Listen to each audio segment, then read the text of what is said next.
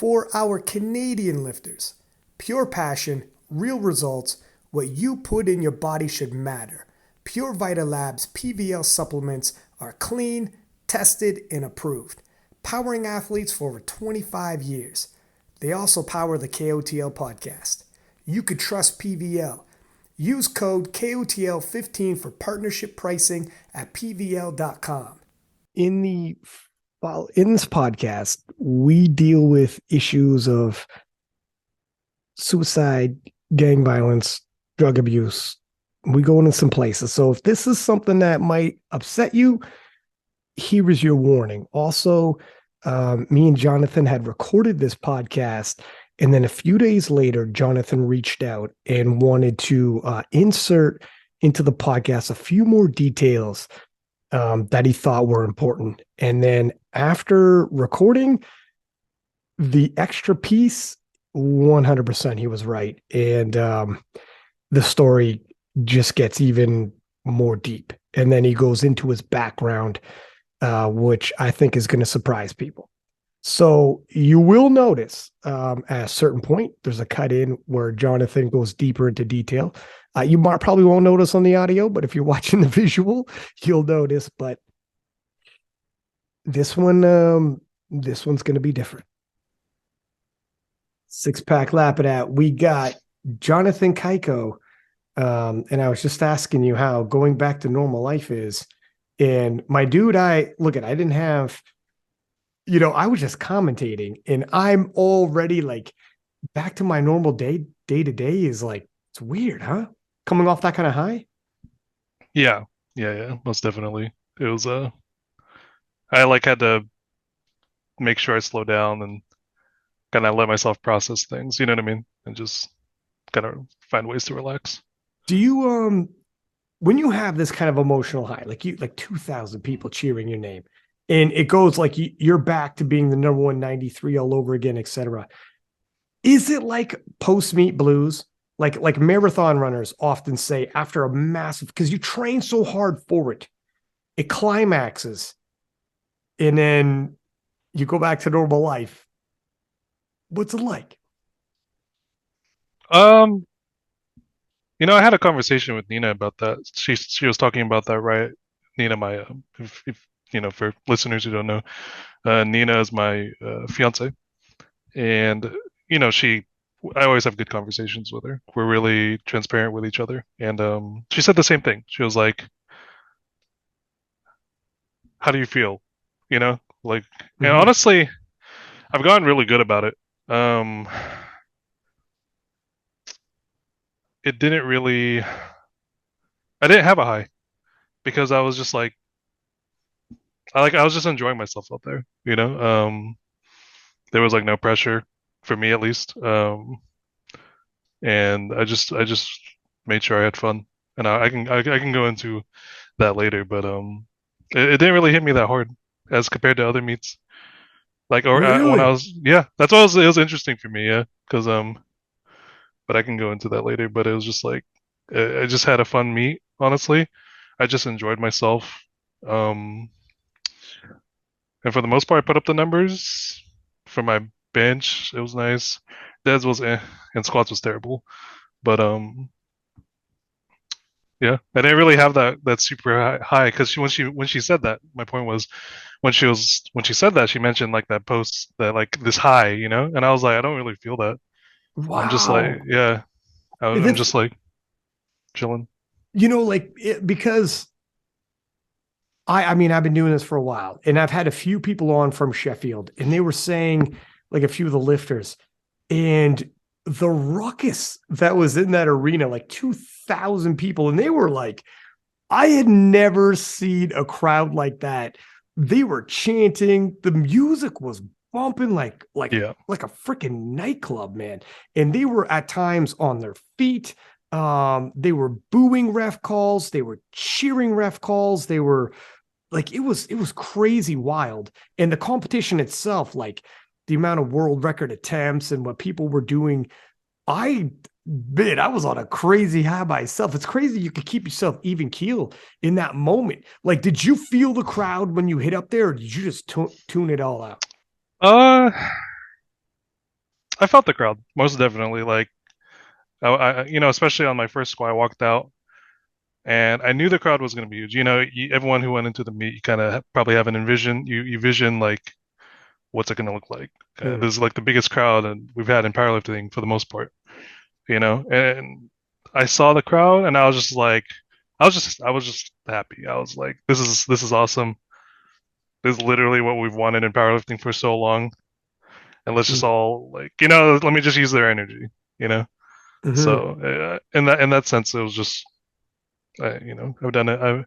It's not my first rodeo, so I was just like, this is fun. Let's have some fun today. And it So was cool how they had those massive screens behind you guys. And when you came out, I wish, I wish I got to like see that because it wasn't on stream. I think yeah, I I know got like a we glimpse of it, when you walk out, but I'm like, you're lifting, so I would like, I think I'd like to, it's maybe not every time on the stream, but just every now and then when you guys right. first came out, because some of them were like super cool. Like you guys had, for anyone listening, like it was like a video, a short video, you guys either mean mugging it or crossing your arms or doing some kind of a, and then it says your name. Delaney Wallace had one of his, he had like a whole little get up before he did Did he it. It like was did he good. like dance, bro? Like- It's sort of, man. Delaney's super into like dancing. yeah, Apparently, he yeah, was like straight up dancing in the warm up room. Were you yeah. I think guys like together warming up? no, he was on the platform next to me. So, Okay. I didn't really see. Those warm up rooms are nice too, huh? We were definitely catered and babied as athletes that day. Yeah. Was it before the competition even started? Did you feel like you were waiting for the biggest powerlifting competition of all time to begin, or were you not thinking about that at all? Probably like 1% of me was because I Mm, have to remind myself like this is not just a random meet. This is Sheffield. This is the meet we've all been waiting for. mm, But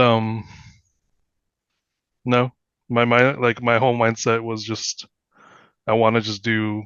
I find like that's why I was. I'll get into it again, but that's why I was kind of like sad after you talk to anyone. They're mm. like, "Oh, congrats, congrats," But for me, it's just I always want to go in the meets and try and put my best foot forward, and just my main focus is just performing, right? My main focus is literally performing, and like the only thing I liked for me in my performance was my bench that day. Um, but so in that sense, I was kind of sad about it, but it worked out. The thing is, well, a couple things. Like, did you? I'm assuming you want to reaffirm yourself as the world's number 193. I mean, you were the Uh, world's number 193 for a while. Honestly, I don't like. I really didn't care about that. It's nice. Really? Yeah, I don't care. Like it's nice. But my highest priority again is always just like it's just me against myself. It's and as time passes and I get older and things in life happen, you find more reasons why you want to do well, and you want to perform well, right? And so it's just something like that is kind of almost small. Like it doesn't matter at the end of the day, um, because my priority is just kind of just making sure I do what I can. You know, that's always been my priority. In terms of like, previously when your first run as the number 193 in the world, you when you finally, because you had so many battles, Yeah, so many, like it turned you almost legendary. Your battles, like every time you hit the platform, you were in another battle. First off, like it yeah, feels that was guaranteed. And yeah, then, and you'd won so many showdowns. And when you finally had lost the battle in South Africa, you were almost saying like, well, it's almost a bit of a relief. Okay, I finally yeah. you weren't even missing lifts for a while. Like you were winning every battle, 9 for 9, Mr. Perfect. Like things were just like it was becoming legendary. And you were like so many people's favorite lifters because of it. And then when you finally lost the battle by the very last deadlift, it was like, all right, we got that out the way. It was bound to happen at some point. Every streak ends, especially when the streak is at the very top end. You're not talking about at the local level. You're what the world championships. But when it did end, so was the desire to you didn't have an overwhelming desire to get back to where you were and recapture your number one spot, or when it ended, was it kind of like, you know what? Yeah, you just shifted focus, or I mean, the way that one went down was so weird. I've spoken it before. Is just it came down to lot number, and the wrong, they put in a placeholder number and then they didn't change it in time. mm, Essentially, is what happened. So that one was like a weird, like it was just a weird pill to swallow in that sense. Like I didn't really care that I lost. I was just like, how did that mistake happen? You know what I mean? Um, but it's sports. That's how it is. yeah. And I was like, well, it's always my job to be as strong as I can be coming in, even if, and obviously, very rarely do a lot of us come in 100% into a competition. And no, nothing really. I didn't really shift too much because I knew what I did worked, but it definitely opened the hood up, if that makes sense. Just I was like, well, I got a lot of time after Worlds 2022. That was in June 16th, I believe. And I had to wait until like late December until I knew I got into Sheffield. So Yeah. that whole time I was like, I'm just gonna train just in case, I'm just gonna train with the mindset that I get into Sheffield. Mm. Yeah. So And you are the number one ranked 93, but do you feel like you'll have returned by capturing the world title? Like, how important is it for you to become the world champion again? again, it's like there's the 1% of me that it's like, hey, get it back. Obviously, that's just the competitive side of me. We all have that. Um, uh, I'll be transparent. Like coming into Sheffield, we wanted to. My family, I've promised them a break since end of 2021. Because it's just I need to have more time to just be around. Mm. My parents are getting older, and just stuff like that. So after Sheffield, they were like, I told them, I was like, oh, okay. I was just like, we got Sheffield. We waited so long for that. I can give you a quick timeline. I spoke on this before. I don't think I've Yeah, sure. spoken with you about it. So I'm gonna jump back. 2019, I win nationals, secure world spot. 2020 happens, COVID, lockdown, world's is gone. So I lose that world spot. Gotta get it back. Do nationals 2021. Have a battle, barely win. Come in. I did a tune-up meet before that. And Sensational battle, by the way, with Gavin yeah, Aiden. Like, that was amazing. That was uh, historic. I did a meet then. 2021, I did a meet in late February. Then I did nationals in June 2021, and then I did worlds in Sweden October. I want to say it was. So those were three very close meets. Each three, I got more injured. Oh, really? Yeah, yeah. That's interesting because like I've spoken about it, but I realize I've never like came onto a podcast, especially with you, Brian, like speaking about it. Going into the February meet, I had like a hip problem. Going into the that nationals in 2021, it was my back, mainly my back, like my whole right back, and then Sweden, it was my left knee, I believe it was left knee and right adductor. Because if someone ever wants to go back and look at I think I took a 290 squat or 295 only squat. Mm. No, not even. I think it was like 643. Um, I could take a look here. This is yeah, if you go look at that squat, 292.5. Yeah. yeah, if you go look at that squat, it was like this. It was like shaky. I just didn't. I had to like. I couldn't even like load one leg pretty much, or both legs rather. Um, so I went into all those meets injured, right? And they got like worse as each one went on. And so you'll see my total went down that year, gradually from I did that 892 and a half in February. I hate clinging on the meets, but I just had to say it. Um, and it goes, and, it just kind of went down, right? Um, I remember you and I had that conversation. You walked up to me after I won that Worlds, and you're like, "What's next?" Yeah. And I said, "And this, and what I'm when I first thing I said was that I'm going to go eat, and then I'm supposed to take a break."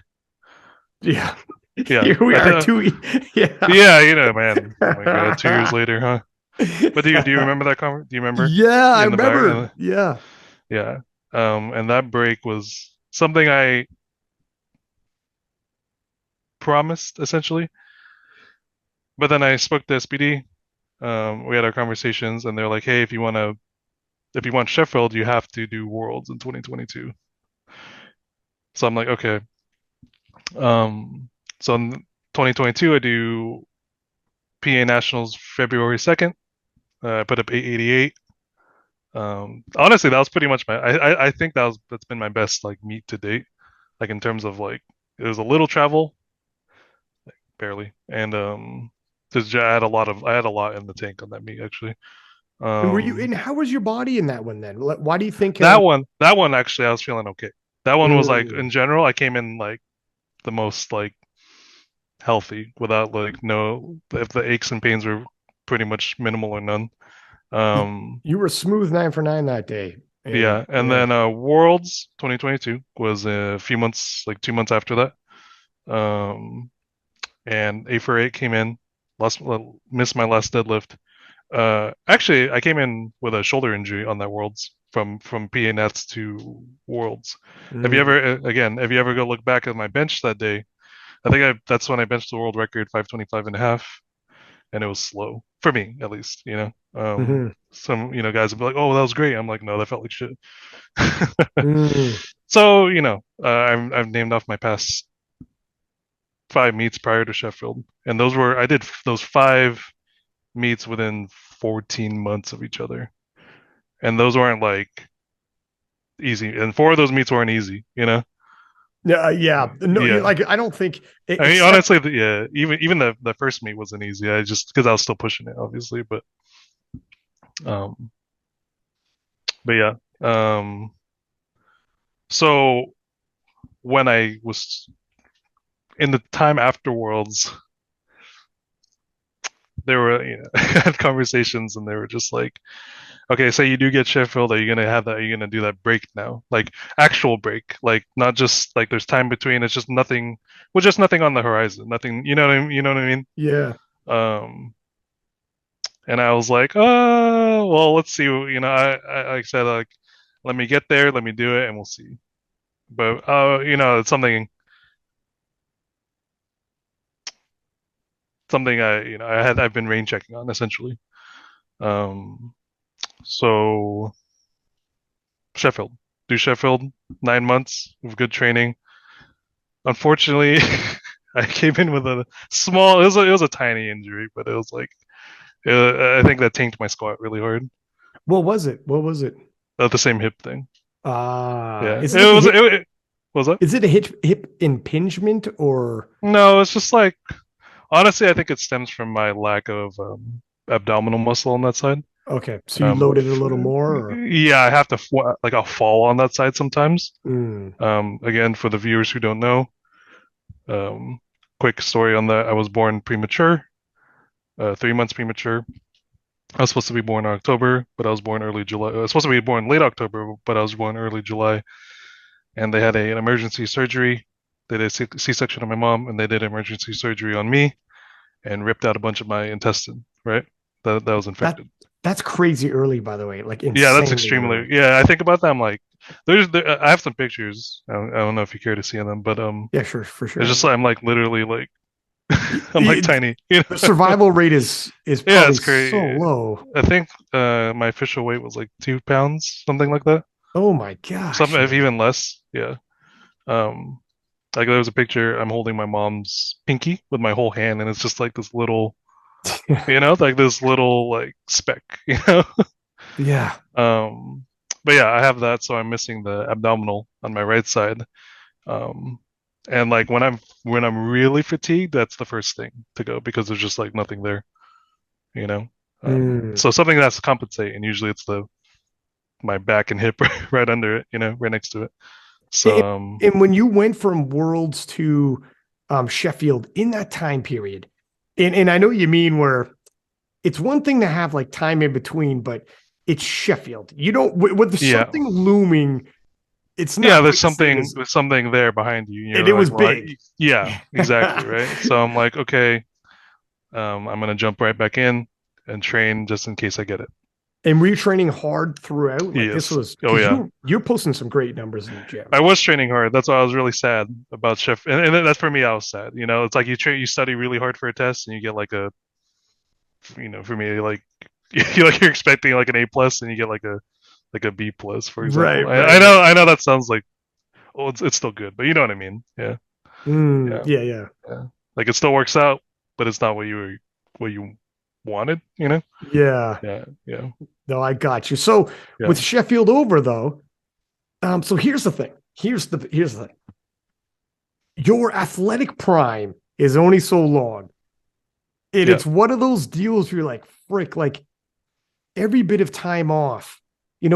Oh yeah, When you're later on in life, you're going to look back like it'll be too late. You can't go back in yeah, time. And this is the time. This is it. This yeah, few-year chunk is it. And freaks come into sport and people get cycled over. But right now is your time. You are the number 193 in the world. That's where it is like yeah, it's so tough to be like, let me, and you lost a year to COVID, you lost a world championship to COVID, you've been forced into missing already. So yeah. that's where it's like, are you sure Yeah. But that no, you no, don't worry. We already made the decision, and I am going. okay? Yeah. No, don't worry about that. Don't worry about Okay. that. I was just giving you the build up of Yeah, well, you where we were, what led up to it. Yeah. well, you built it up, and I was like, oh my God, is this gonna return into No, a no, no, no. full-on Don't worry. retirement? I like to No, no, relax. no. Don't worry. That was yeah. I just can't. I can't bring myself to not go. Like as much as sometimes like maybe I feel obligations to like my family and some of my friends and those around me. Um, I'm deep down, we all know I should be going. You know, Well, so it'll be time flies. yeah, It'll be over before you know it. Like exactly. your Yeah, athletic prime is it's going to be gone quick, man. yeah. How long do you see yourself doing this? Realistically, Yeah.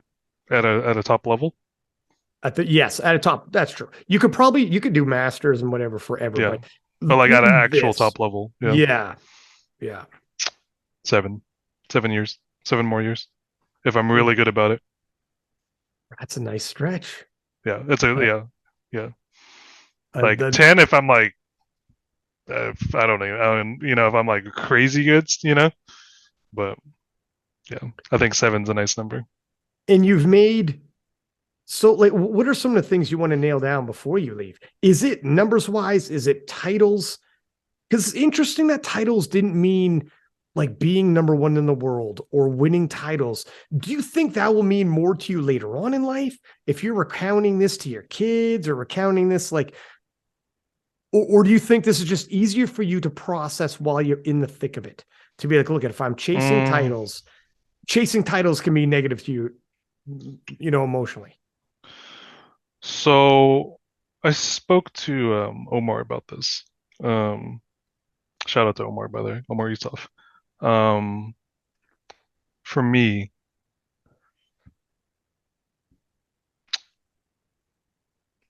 I have to be very particular how I word it. It's just like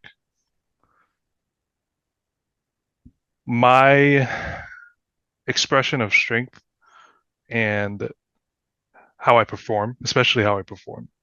I mean, not just on the platform, but like as a person in training and and whatnot.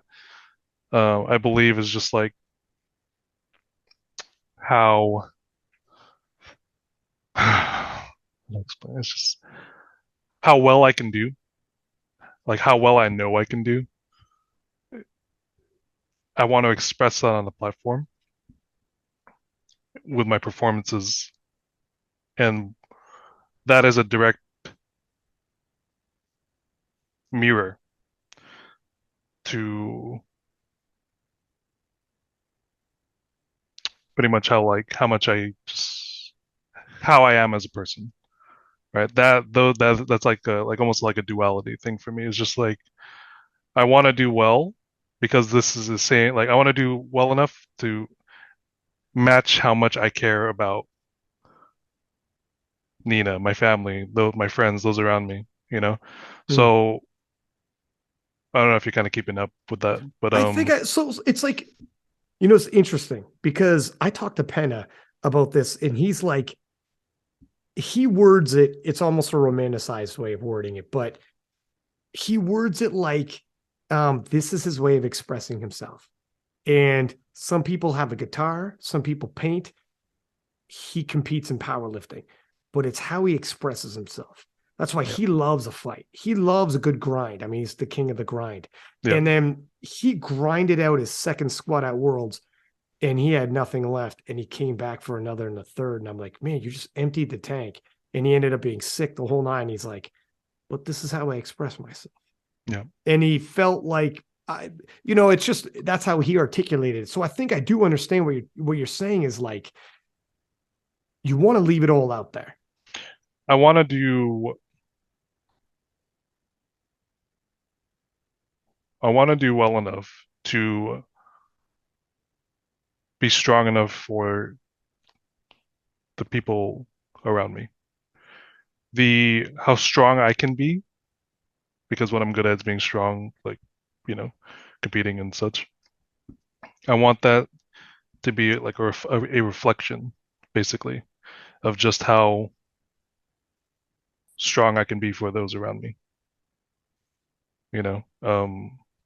And that would give Like, an insane amount of motivation for yourself. yeah, and it's just like, because you know, for me, I've always had the mindset of just like, if someone's going to do it, like it might as well be me because I know I can do it, you know. But you know, you have to understand what comes with that, you know. Um, so yeah, it's just how much like if I can shoulder a little bit extra for like my mom or like my dad or any of my close relatives or even Nina and her family, um, by being stronger, by being strong, even if that puts, even then, if I could take some away and put out and do it myself, hold it myself for them, I would do it. And that's not even like I wouldn't. There's no hesitation. And in that sense, I want to go do as well as I can. Hmm. You know, um, so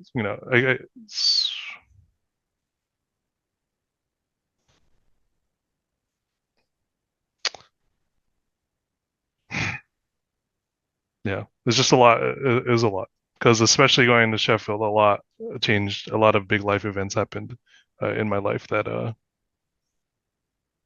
didn't change the way I look at things, but made me very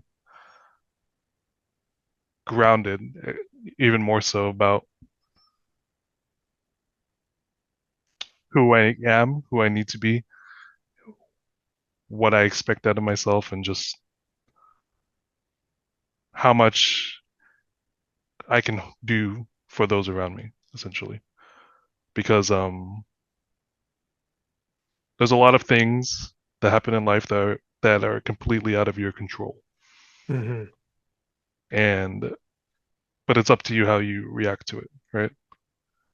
Um, because I know some things happen to some people and it completely breaks them, you know. Um, so I always try and stay grounded about that. Got so okay. I got you. Yeah, This is like have you seen the documentary series The Last Dance?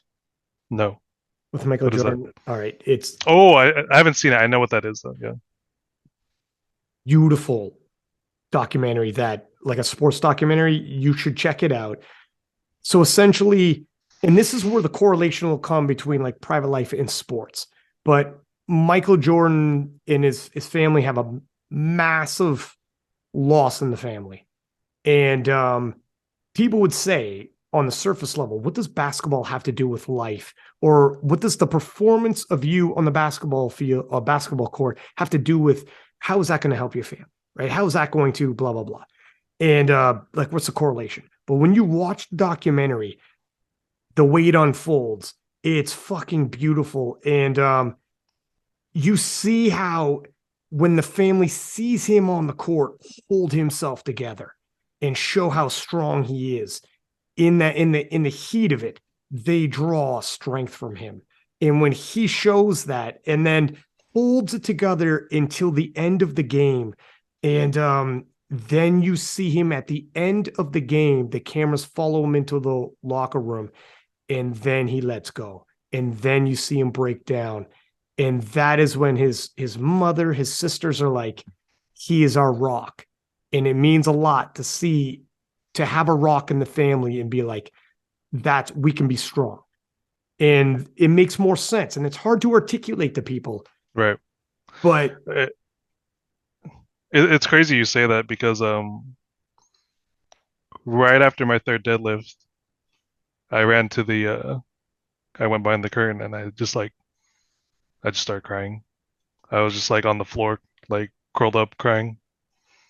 And not because like I won or it's the exact same thing. It's just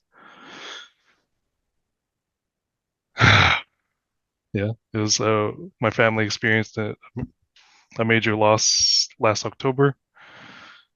That was October 6th. I believe it was a Saturday because I got a text. Um, and yeah, I'll never forget that day, you know. And I was thinking about that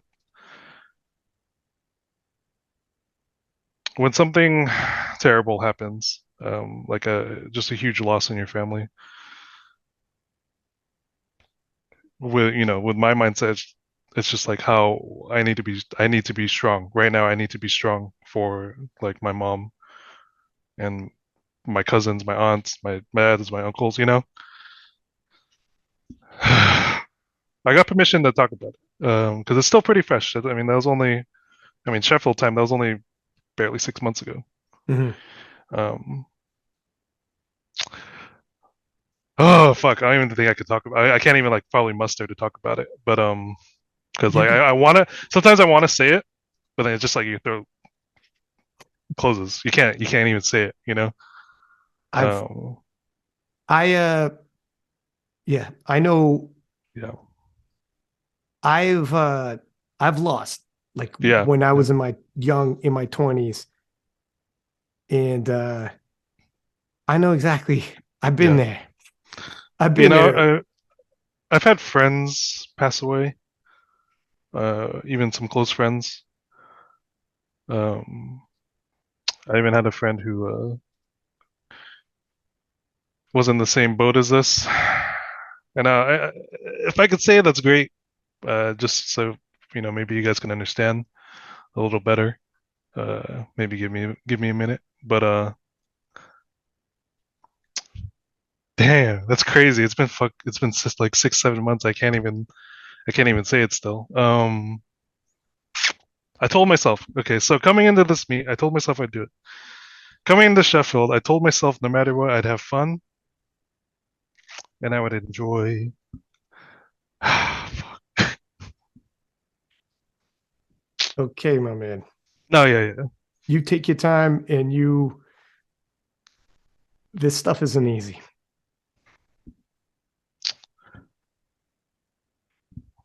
Well, it was a yeah, fam. It was a family member yeah. It though. was my. I'll try and get it moving. It was my aunt. She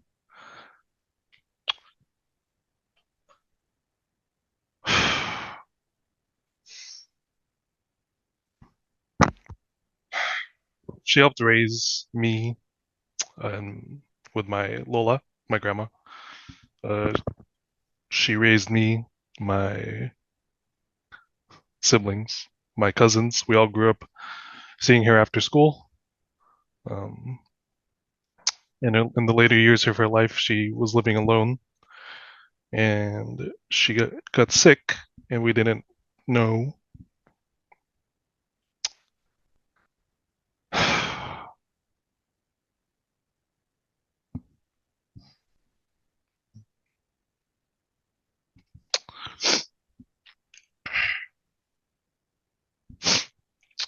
I told myself I'd be, I told myself I'd be good to talk about it, but I didn't think about if I could actually talk about My man, it. let me tell you something. It's Yeah, like a defense mechanism that your body will do. yeah, And talking about it is not talking about these kind no, of things yeah, is not easy. And 6 months isn't a long time either. yeah. Like post worlds, I had this fire, like I mentioned, I had this fire, and I'll talk very, for me, I'll be very like, because I'm not going to speak for my family, because I can only speak for myself here. But I know the impact it was on them. But I'll speak for myself as my from my perspective.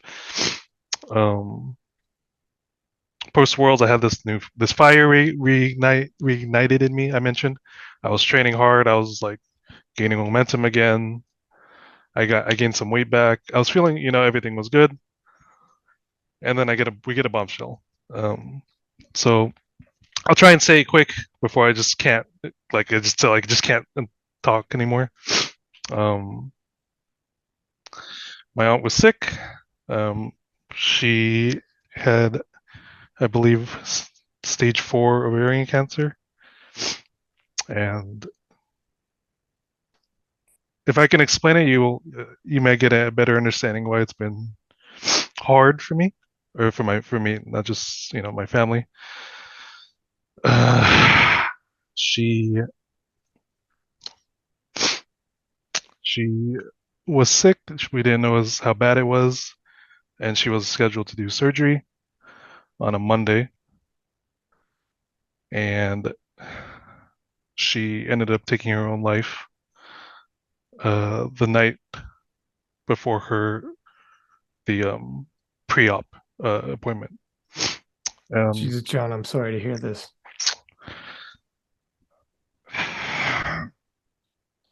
the hardest thing, not just losing her, was knowing that my mom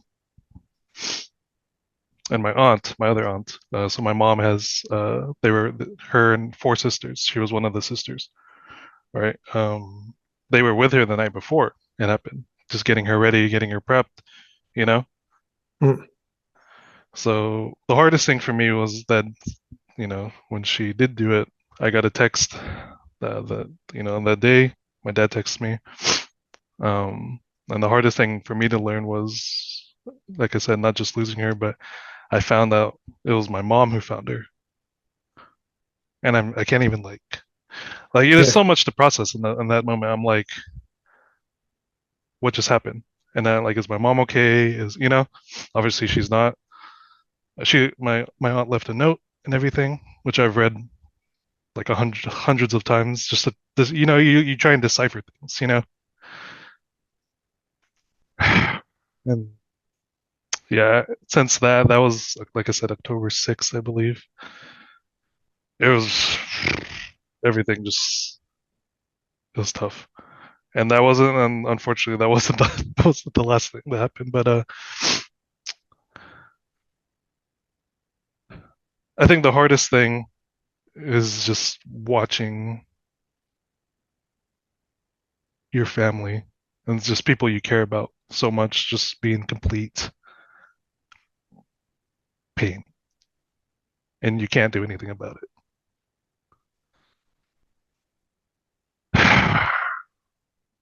But so after that point, after you process things, for me, how have I always dealt with things?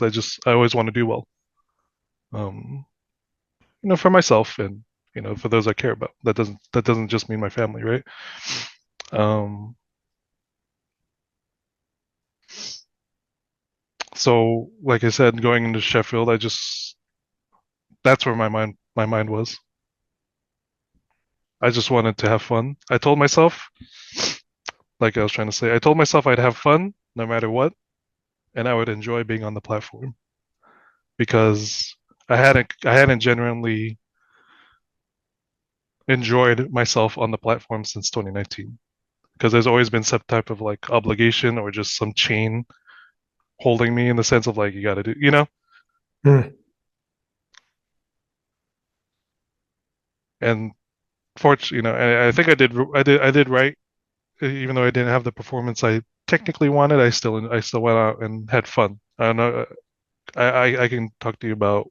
I had a good conversation with Abdul. One of my old friends messaged me as well after the competition. Um, but so after that in October, um, the next month, or I don't know, September, November, my there's so much. It's crazy. It's my brother's partner. We found out she was sick. Um, you know, and it's the same type of thing. I won't go into it. I haven't talked to them about if they want their privacy, but she was sick.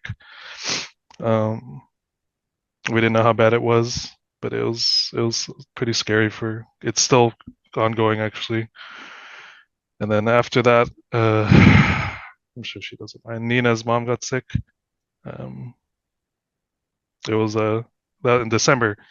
I remember waking up. Nina was crying, and I was like, because she told me that her mom was sick the day before, and I wake up to she's crying, and I'm like, oh fuck, you know. Yeah. But it was I don't know how. I don't want to go too deep because I haven't talked to them about their privacy on that. But it was pretty serious, extremely serious rather, and scary. And the Nina had to fly back and kind of be with them, and that's still ongoing as well. So it was just like a lot of adversities and a lot of like things that happen to people I love that are completely out of my control. Yeah, that's scared. That's So, stressful. so the only thing I can do is I want to just do well and what I do, right? Like what Panna said. Some people play guitar, some people will play the piano, which I do, and some people lift weights. Um, and I just so happen to be extremely good at lifting weights, and it's the best way I can express myself, So I want to be strong because I want to. I don't necessarily like look to be a rock, but if I can be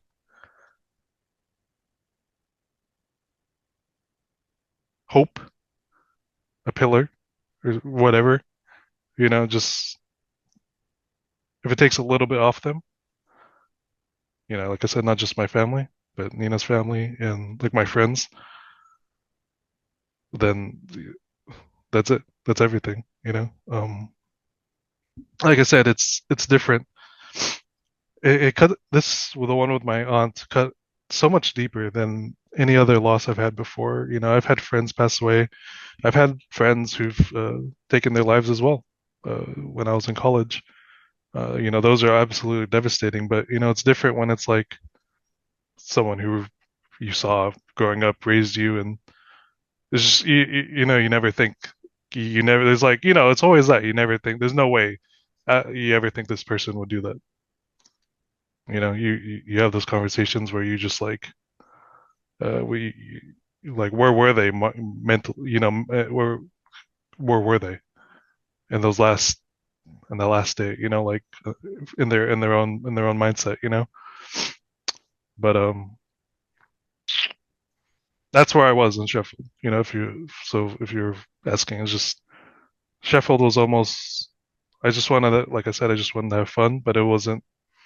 I had already handled so much going into it that being number one, whatever, I didn't. Even more so, I didn't even. It's not that I don't care about it. It's just that it seems small. Mhm. You know. Yeah. Oh, okay. Yeah, yeah. I'll tell you what, listen, let me tell you something. Um, it was difficult for you to get going, but dude, you did amazing right there. Uh, you are a strong guy. You're a strong dude, my man.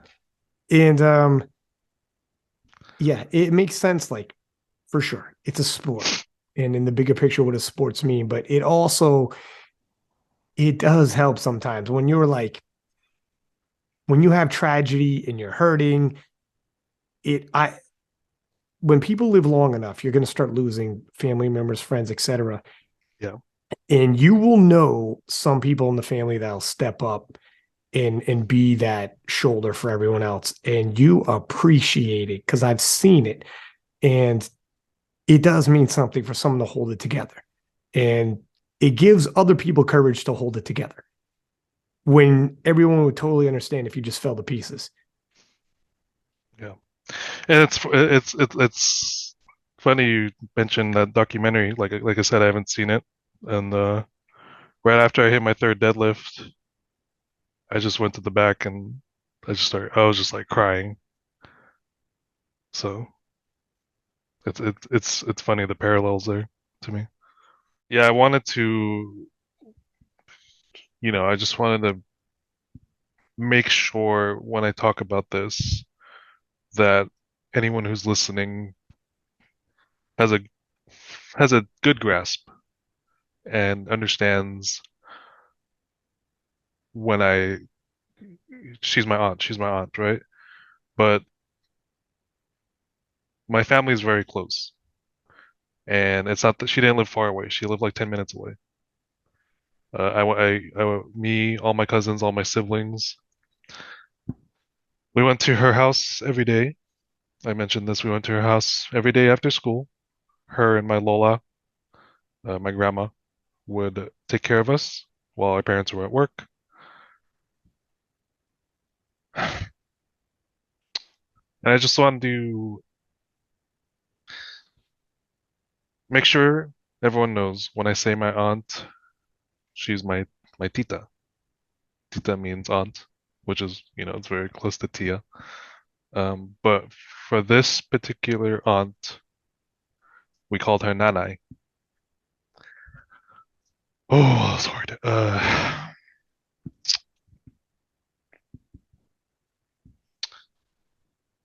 In the Philippines, in Tagalog, Nanai means mother because she didn't have any kids.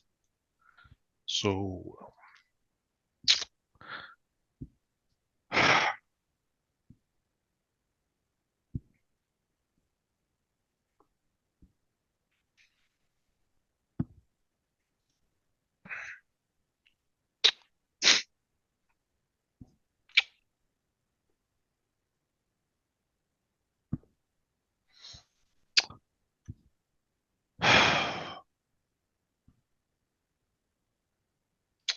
so we were all her kids.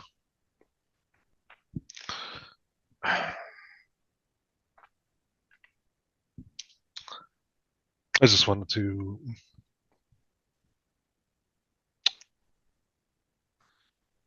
make that clear. She was like a second mom to all of us, me, my siblings, and my cousins. I'm actually pretty much one of the youngest cousins out of my generation. A lot of my older cousins, they have kids now and stuff, and even their kids, my cousins' kids, grew up with her the same situation. Their kids went to school and they went.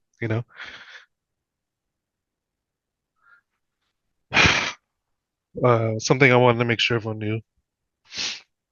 Um, I mentioned the note she left, uh, and I just wanted to, I said I'd deciphered. You read it 1,000 times, but she made sure to end the note, uh, saying that she loved us all.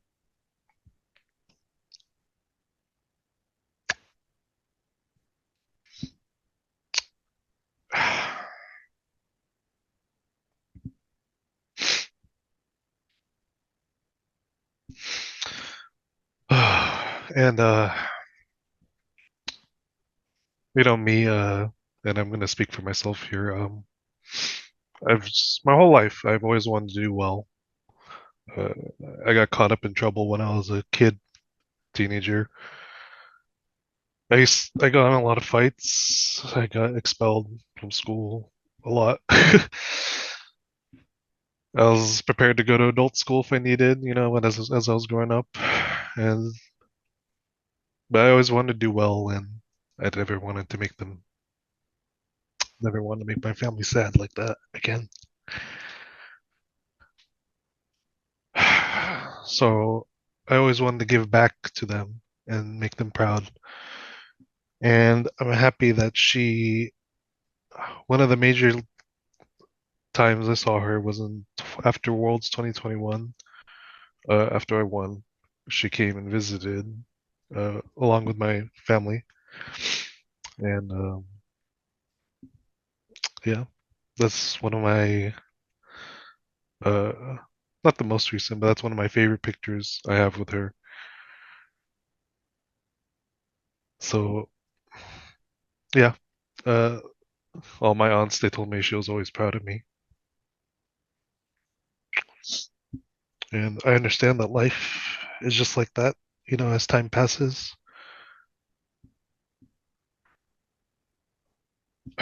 There are things out of our control.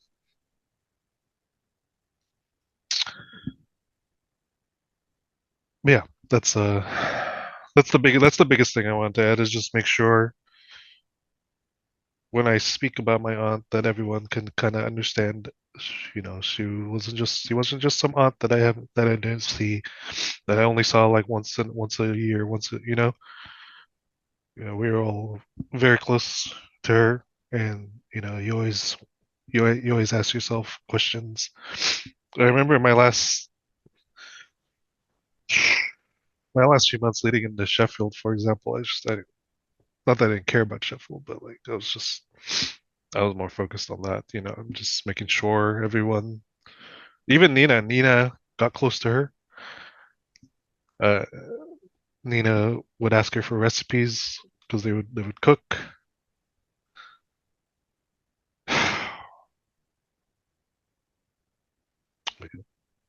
I think that's a major one I wanted to touch on. I just wanted to, so when I speak about this topic, I know it's a very serious and sensitive topic.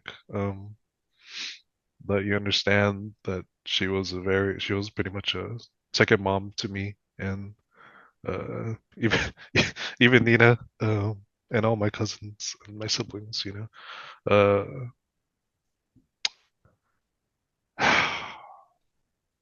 that was the major thing I wanted to touch on. What would you tell somebody who's going through a similar thing if they're listening right now? Take it one day at a time. Breathe. Talk to people you trust, and you are comfortable opening up to. Learn to be comfortable to open up, and then if you're not, um,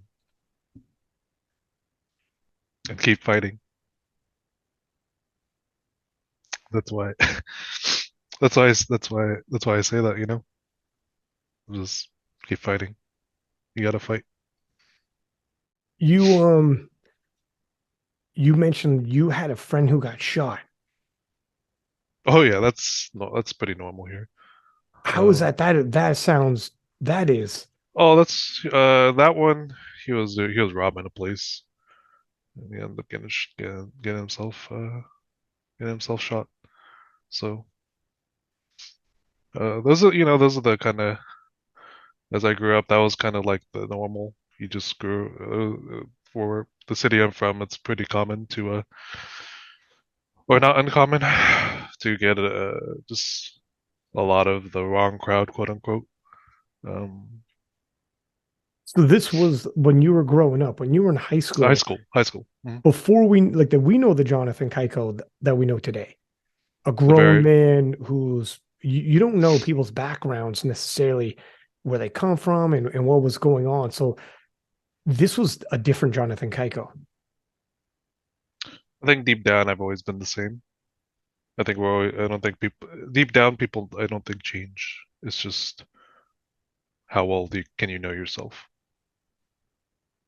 you know, as time passes. How well do you really know yourself is up to you, you know.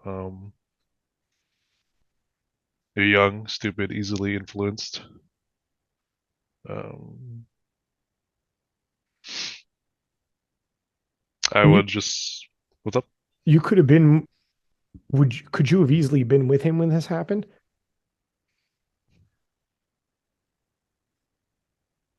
I like to think I wasn't that stupid to tag along on that type of shit, but I mean, you never know.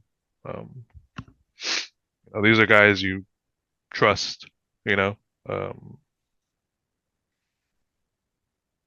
I mean, cut back I mean, jump 5 years later. I had another friend OD. You know, just like I said, it's just like I've had a lot.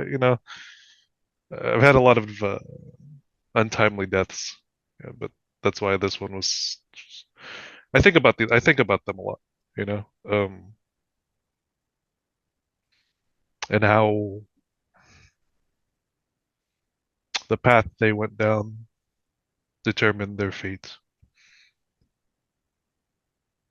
So I think about that when I carry myself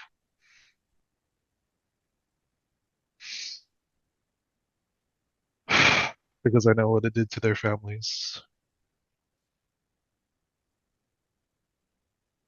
So when I say I think about that, I always try and hold myself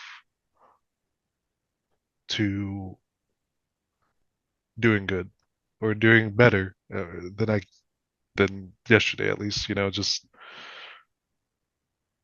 because they'll never have kids. They'll never these things that I experience in life right now, they don't have that luxury.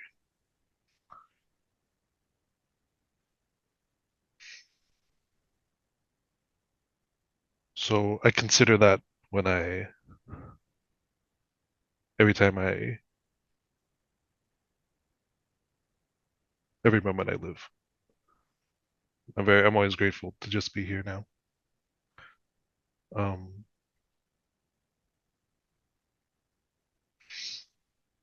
yeah, yeah. I suppose if anyone ever wondered why I suppose I don't talk about stuff or I suppose I'm just humble.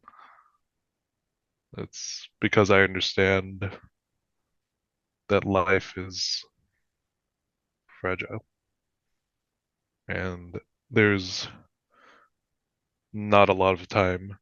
Really, there's no time to just for noise or to make things bigger than you are because all you have is you know. Um, but yeah, How long have you been with Nina? about almost 10 years. I think in July it's 10 years. Holy Yeah, we were smokes, just chatting Jonathan. about it. Yeah, Holy a decade. So she's been I around know for a huge chunk of these things. a little bit. Yeah, and we've grown together, and we've had that privilege to grow together.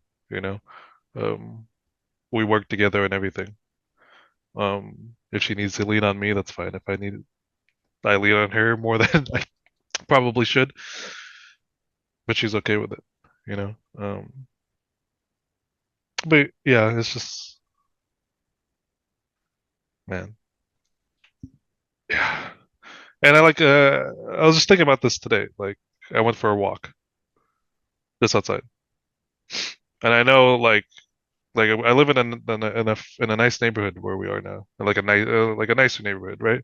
Where it's okay to you're safe to go walk, even like during the day and even during nighttime. On to be fair, and like a lot of like 90% of the rest of the places, there's no don't do not go walk at night. You know, that's just what I grew up in, and that's just what was normal to me. I didn't realize that was not a thing in all and everywhere. You know, What was the neighborhood you were like when you were growing up? we moved out of there when I was like 13. But that was like, no, you don't go outside. You hear gunshots every now and again. Um, it was a little more active south, a little more south of that. But yeah, like especially when I was growing up, the gang activity was like way more than it is nowadays, honestly. But Where was um, this story? where I live, At the time when you were younger. it's the same place, Fresno. It's just a different part Okay. of it. Yeah, yeah. Okay, got you. Like we just kind of moved further away from it in the same city. Okay. I'm not Yeah. familiar because I'm Oh, from okay. Sorry. Canada, Yeah. so Yeah. I Yeah. Yeah. yeah. Yeah. Yeah. Yeah. Like back then, man, it was just like, man, it was like normal. You go to school. Some like even in honestly, even in like late elementary school, some guys would already be like, "Hey, bro, my big bro, my big bro can vouch for you. My big bro's in this." You know what I mean? Really? Yeah. Because that's influence. It's his older brother. He's gonna listen to him, right? Right. But we're kids. We're stupid. And then by the time you get to high school, it's like, hey, man, I've known this guy. This guy's been my friend for years. I've known him since elementary school. All of a sudden, hey, let's go. Let's go do something. Let's go do something. Let's go hit up this place. Like for me, I was like, I was like, I got into a lot of fights. uh, Why do you think you got into a lot of fights? that's how weird. It was just, hey, you just gotta check someone, right? Like, it was, you're stupid. That's the thing. You're stupid. That's literally it. Why do you fight? It's stupid. If you want to go fight, go box, go box. Go to a boxing gym. That's what they would tell us. You want to fight so much, go to a boxing gym over there. Go lift some weights. That's why I started lifting weights. Is that why So to get like aggression out and channel a it little and bit, yeah. I mean, like I mentioned, I watch anime and Rocky. I was always like open to that. I was always like, oh, that's pretty cool, right? Right. But yeah, I mean, you're a dumb little fucking boy. So, it's definitely not going to help, or it's definitely not going to help, to just mm, go stay get the busy? yeah, stay busy. Stay busy. Stay busy and and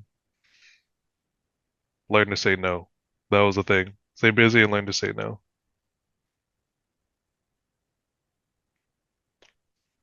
And do you keep in contact with any of these people that went the wrong route, or are you kind of just gone verge different routes and there's really no going back because it's not a good It's idea? yeah, it's been a long time, and uh, Like, are they aware now that you won world championships and the world records and everything you've done? I feel like I've been messaged like a hair, just like a once, just like congrats, bro. And you just say, oh, thanks, bro. But what I appreciate is that it's been pretty respectful. You just like we're adults. They see that I'm doing my own thing over there. And the fortunate thing for me, I never got too deep into shit like that. Because I always tried to stay aware, and I was like, hey, I know this is probably something stupid. This is probably, like, yeah, And do you think like some of these people from the older neighborhood, do you think they're watching now and they're proud as well when they see like, okay, look, there's one yeah, of ours? yeah. I actually had a guy at the gym come up. He was old friend of mine. He wasn't really, but I know he was just like an OG with me kind of thing, right? Um, Man, I don't even know. Am I considered an OG now? But I think I'm getting there. Oh man, time Fortunately, flies. right? Yeah, but Yeah. he was just like, "Oh, bro, like I haven't seen you in so long, but I've been seeing you've been doing well." You know what I mean? Like, yeah, I seen you on the news because I've been on the local news here a handful of times. But yeah, they've definitely they see it, and I know they're proud because I never, the ones I didn't have problem with, obviously, but Well, I mean, you know what? Life is funny. Sometimes when I was younger, if I had like issues with people, um, like later on in life when things started changing for me, and at certain points I was like on a reality TV show and stuff like that, like as a cast member, people reached out that I was in there, and I started like visiting cancer camp for kids and start talking to high schools and stuff, doing public speaking. And people reached out and were like, that we had straight up problems, and they just knew me through that, but we still came up at the same time. We still were in the same cities, and our older brothers would know each other. And some people would reach out and they would be like, man, you're doing good and I'm proud, and like Yeah, you keep doing what you're doing, you're doing the right thing. because it's above. It's like, why not want someone you know to do well? You'd be It's like, surprised how quickly yeah, you kill a beef when you see someone do good out of your neighborhood and you're like, all right, yeah, okay. yeah, And you realize too, we're older now. yeah, You know, carry a beef from when we were younger. Like, what was that about? yeah, Oh, yeah. it was That something and yeah, exactly. that you'd be surprised. I mean, I bet you there's some people who've seen that, and probably even people who may not feel comfortable reaching out to you, but see what you're doing and are like, oh hell yeah. Yeah, Keep yeah. pushing, keep doing what you're doing. It's life's a trip, man. And how old are you right now? I'm 30. Dude, you still got so Yeah, much ways to go. yeah. I turned 31 in 3 months. Yeah, Yeah, I mean, especially with a sport that you're in, like strength lasts forever. Taylor Atwood didn't have his big performance until he was 838.5, until he was already into his 30s. So who knows it's around the corner. But even in terms of like life, in terms of maturing and the different things you're going to go through, um, 30s are a doozy, my man. It yeah. can be. That's what I know. That's what I've been told rather. Yeah, Uh, so yeah, I understand that. Time doesn't stop. So this is a fact. yeah, I'm I'm glad you added all this. It all adds perspective, um, to even just like for people to, for everything you've said, and even like understanding yourself, because some people just think like you just appear, and they have no idea where you come from, and they have no idea your background or what you've been through, and you can't tell sometimes by meeting people. I think Jurgens was actually on the podcast, and he said like some people will like feel way too comfortable talking about you as though they know you when they don't know your background. And they might say something that could be, and your reaction might be far more offended than they think. And they're like, what are you getting all so uptight about? It's like, but you yeah, don't know my background, man. yeah, Like, Jurgens mentioned, somebody's mentioned something about like your mother or whatever. And Jurgens was like, you don't even know what my relationship with my family might be or what kind of yeah, nerve you could be hitting. Like, just don't cross certain lines. yeah, You don't know what you're treading on. Like you could like ruin somebody's day. Like yeah. you could bring up something that really, if you knew, you wouldn't bring it up. You would just leave it. Exactly. Just for out of humanity's sake, you'd be like, that was a shitty thing to say, but you Yeah, don't know. It shows people a little bit of boundaries as well, right? And lets people understand, as well as like um people listening, and not only do they understand you more, but some people listening and you're saying what they need to hear, and they relate to it on certain levels, not even directly, but nevertheless, if you pull through this or certain decision makings, or you going through certain losses, and this is what you did, and it helps, man. It helps to hear these things. We all do this. Like when I read books and whatnot for inspiration. When you're going through a tough time, you throw on certain podcasts, read certain books or whatever it is, and yeah. it helps you. That's what I do with anime. Honestly, it's just it's the same thing. It's a story. As long as you Mhm, choose, I mean, as long as you are watching the appropriate anime or obviously reading the appropriate book, mhm, there are things you could take away from it. You mhm. know, um, 100%. That's the one thing that's separate. That's what humans, man. We take courage from each other. yeah, We take inspiration from each other. That's our biggest advantage than any other animal on this earth.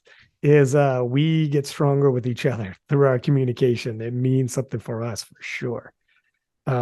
But yeah, man, I appreciate you coming on and sharing all the extra tidbits, sharing all the details. Come a long way, my man. I'm sure, um, you know, if you were wondering whether she was proud, how could she not be if you came from where you came from and you ended up where you ended up? Yeah. And she got to see a lot. She got to see a lot. I appreciate you, sir. I appreciate you sharing that Thank you. with me. And obviously the door is always open. I appreciate that, man. Yeah. Not even just like a podcast, though. Yeah, just like, hey, man. Yeah, Yeah. yeah. We've talked about this in the DMs, Yeah, yeah. but yeah, for sure. I've had some conversations with people like that I met through the community, man. It helps. Talking helps, huh? Just yeah, talking helps. You have to learn. You just have to learn how to. Like some people, are like, hey, I want to talk, but then they don't know how to talk, or they're not ready to talk, or they just Right. don't, you know. Um, but you just have to learn, just practice it, if anything.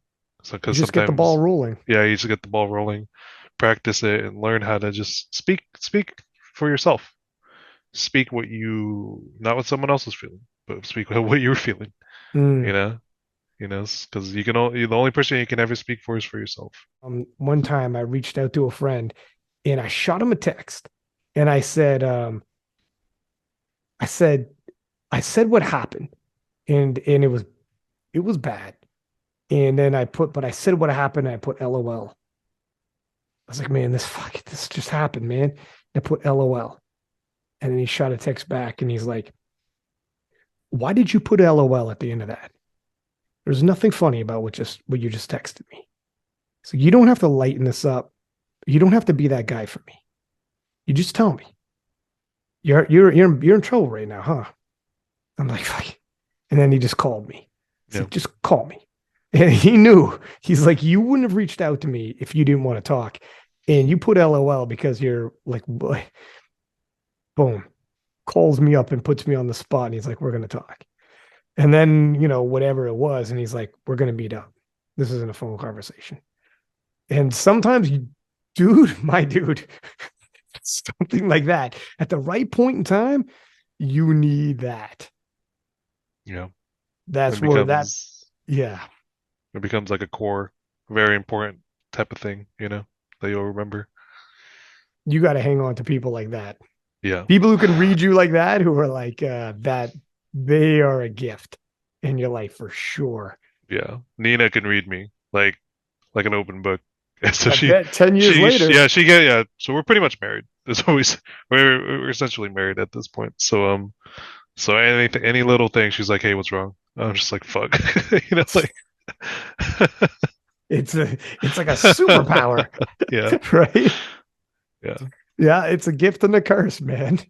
Sometimes you don't want to get into it. You're like, okay, I guess yeah, we're doing this right now. yeah. I mean, looking at Sheffield, is that why, like, your approach to it during the actual event itself? Were you like more present during it in terms of like talking to people, in terms of the actual event itself, looking out, seeing the crowd, and or did you flip it and you were in zombie mode and you're like, I cut my emotions off? That's what I used to do. I was literally like a robot. Like, hey, go see that bar, go lift it. Okay.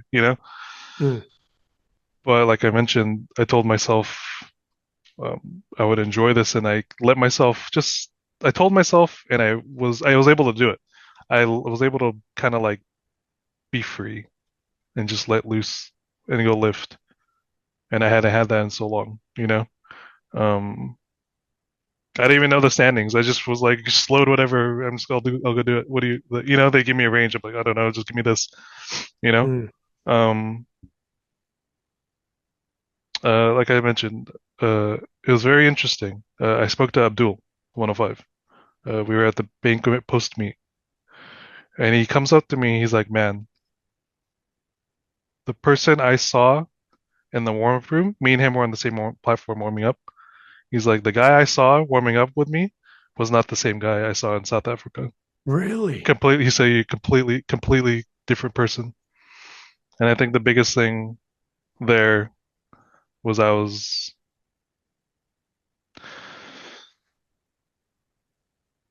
I told myself after processing what happened with my aunt and all the other things, um,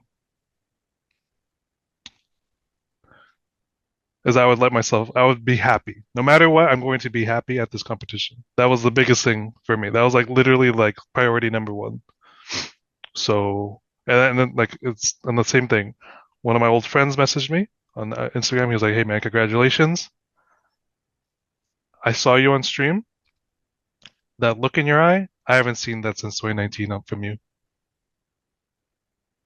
Like he said, like there he because he knows me. He's known me for like fucking 12 years now. He's like, "That's the John I know." He said from Sheffield. He said he said he knew it was done at that point. He was just like, and to me that means a lot because that's what I was trying to have fun again. You know, be free, just go and lift weights, and just freely like express myself. In that Mhm. sense, and that was extremely like profound when he said that to me. He's just like, man, I saw you on stream. I saw the look in your eye, and then, bro, I haven't seen that from you since 2019. And he was like, it made me so happy. He was like, that's the John I know. That's what he said to me, and I was just like, bro, like, and you don't even realize it, for so long. Sometimes when you change, like you change and you stay in that change for so long you don't even You don't recognize. you don't recognize yourself anymore. Yeah. Um, so a big part of that was losing my aunt and the way that happened. You have to have some very serious conversations with not just yourself and the closest people around you. You have to check on them. I'd always be checking on my mom, and I was trying to get her to start exercising and just things like that. Just making sure she's okay. And um, the thing with my family is that we're all pretty damn independent, and Mm. that could be a double-edged sword because it's hard to like come into their space and check on them sometimes. Um, but yeah, you have those serious conversations with yourself, and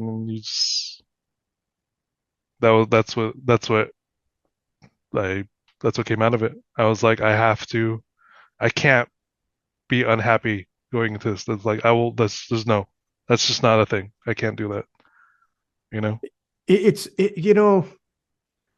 And it's tougher to like it's tough to force happiness but Yeah. I mean obviously, right? But one of the things you can do, there are steps you can take to help anyways. A couple things, you going into this saying, I'm not going to wrap it up with too much, and like wrap it up with, this means I'm the number 193 again. This means I'm on my pathway to worlds. This means, like, when you wrap stuff up too much, it gets tough and it starts changing the moment. One thing you can do, and it's tough to force happiness, but you could be like, I'm just going to be present. Just let me be present. And then, so just by being present, now you're appreciating little things like, I'm going to see friends I haven't seen in a while. 2,000 people bought plane tickets, hotel tickets, bought tickets to watch me perform and do my thing. That's special. Some people will never experience that in their life. We're talking about artists, musicians, painters. Some people paint, play the guitar, whatever, and they will never in their life, no one will ever come and see them perform or show up at a gallery and look at their paintings, or they'll never reach that level. You reached a level where people are changing countries, flying in, buying tickets to see you perform. And if you overly think about other things and shut off so that you're hyper focused, shut off so you're a zombie and just focus on the mission because you're trying to be the number 193 again, yeah, you could miss it. But if you're like, you know what? I did that for a couple of years. Let me just be present and enjoy this. Try Yeah. to enjoy the day, because fucking that day may never come again. You're never Exactly. guaranteed these days. Yeah. And that was the thing. I wanted to be present and just kind of celebrate being there because that's something I didn't have.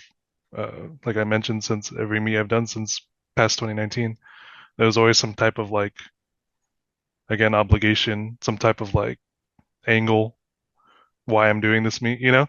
Hmm. but I came into Sheffield, uh, and without getting too philosophical, I suppose it's just you had to find your inner peace, and you had to and just be present and enjoy it. And I that was literally my biggest goal going into Sheffield. I didn't give a fuck about numbers. It was just like how how let me just be here right now and just enjoy this, and whatever happens happens. It's in the recap show. I haven't dropped it yet, but me and Eric Helms were talking about this, and I mentioned how you missed your third squat, came out for bench, no worse for wear, like it didn't bother you at all. Like and you are the epitome of consistency, right? And that was obviously the only one you missed. So like it's a very good Yeah, day, anyways. But you for so long never missed, period. And when you missed your third squat, when I was watching, I was interested how you bounce back because you almost never miss. And sometimes when someone almost never misses, when they finally do, like last time we saw you miss, you didn't have another lift. So it's hard to tell how it would have yeah, impacted you. So it's like, oh, this is the first time we've seen John in a battle miss and have to pick himself up and continue to fight. This will be very interesting. And that was your last squat. You entered the bench press event and ended up breaking a world record. And it was like, okay, he will respond within battle and continue. And you could tell like you were obviously uber focused. That one yeah, video footage of you when Gavin was yeah, leaving the yeah. deadlift. That shit went like viral. So Dude, I'm that like, was amazing. I was like That was so amazing. yeah, On this actual yeah. stream, on the stream, my commentary, I watched that unfold and I said, "Oh my god, that was a beautiful like capture on screen. Like it was so cinematic." But it also perfectly captured the intensity and emotions. One lifter is leaving the platform having finished their day and he was bumping himself like I did it. He hit a PR deadlift and oh my god, but the next lifter's on deck and he's waiting to regain the lead and it's not over yet and you were you know what was going through your mind in that moment? Were you what were you thinking? I told my another thing I said, um, I wouldn't be a robot, but I would still have a calm but intense, so I could stay level-headed Hmm. because lots of stupid decisions are made out of emotion, right? What I was thinking on that third deadlift was I saved it because I knew if I did, I knew like if I if I if it was too early, I'd have a hard time. But when I got to my third deadlift, I was just thinking about my aunt, the one who passed away. I was thinking about, oh damn, that's yeah. That's everything I just talked about. I was thinking about her. I was thinking about Nina and her mom.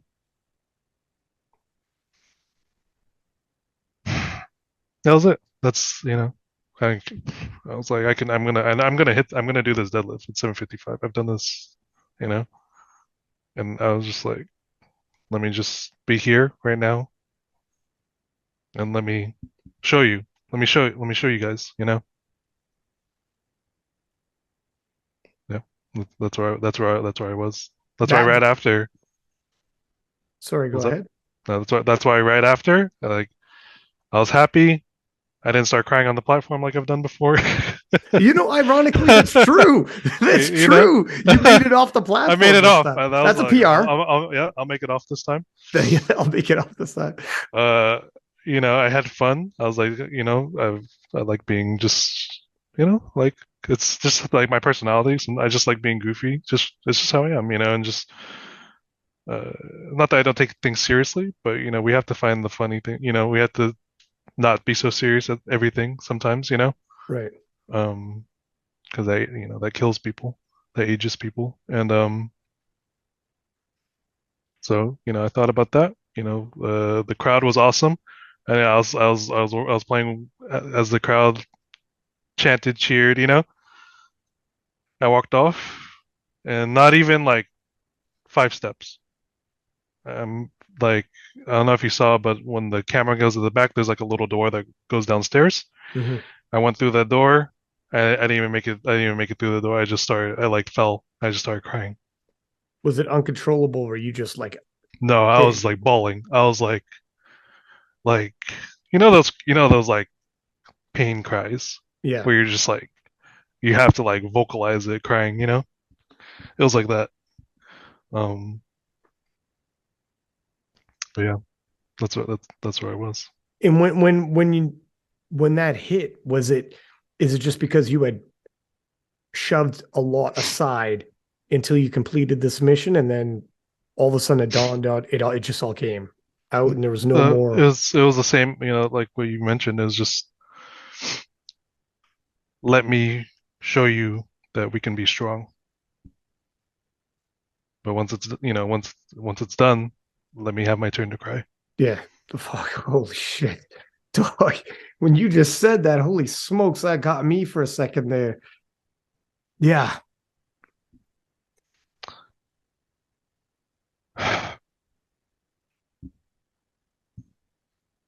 It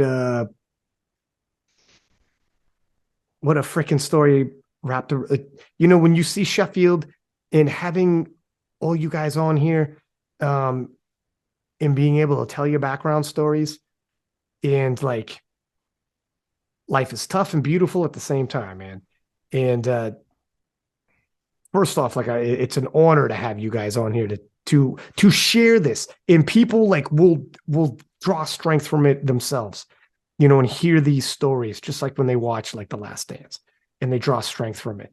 And when you guys come on here and share these, man, it's such a remarkable story. Yeah. Oh man. Yeah. And when I look back, and it's been like a week, right? I'm actually really proud of myself. I'm happy that I went in and hit pretty much all the markers. I hit all the markers I wanted besides my numbers, and Mm. I'm okay with that. Like it's fine. I don't care. Like I enjoyed myself, and I came out exactly like I was sad about what I was sad about was my numbers, but everything else I was happy about because I was, for a moment I was like I didn't hit the numbers I wanted, but that's not what matters. That's not what I'm here for. I had to remind myself that in the moment, all what matters is I keep pushing because I keep moving forward. Anime quote there, but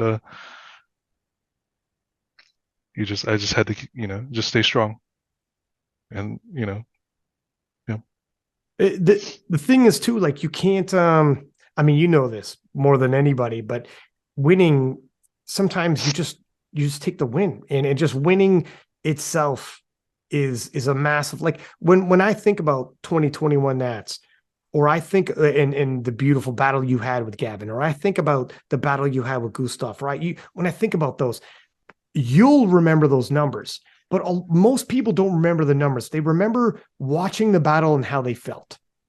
You remember, people will remember how you made them feel watching. And you were always entertaining right down to the very last deadlift.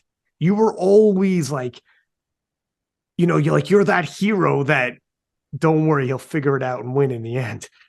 So it's, in terms of what the last deadlift was, it's the fact that here we are again. It's come down to the last deadlift. Now you got to yeah, come out. That's far more important. Numbers, you're going to hit numbers all over the place. If you actually wanted to, you could do a local meet and just blow it up. yeah, You I agree. know, Yeah, like if you yeah, want numbers, yeah, right? You'll hit 900 kilos for sure. You can be like, all right, well, I'm going to yeah, do exactly this, no travel, and just walk over there and blow it up. But that's not as that's not the story. You got to battle Gustav Hedlund. You got to battle Gavin Eden. You got to battle Chance Mitchell. Like that's where people are going to make. That's what Jonathan Cayco does, and he goes out on his shield.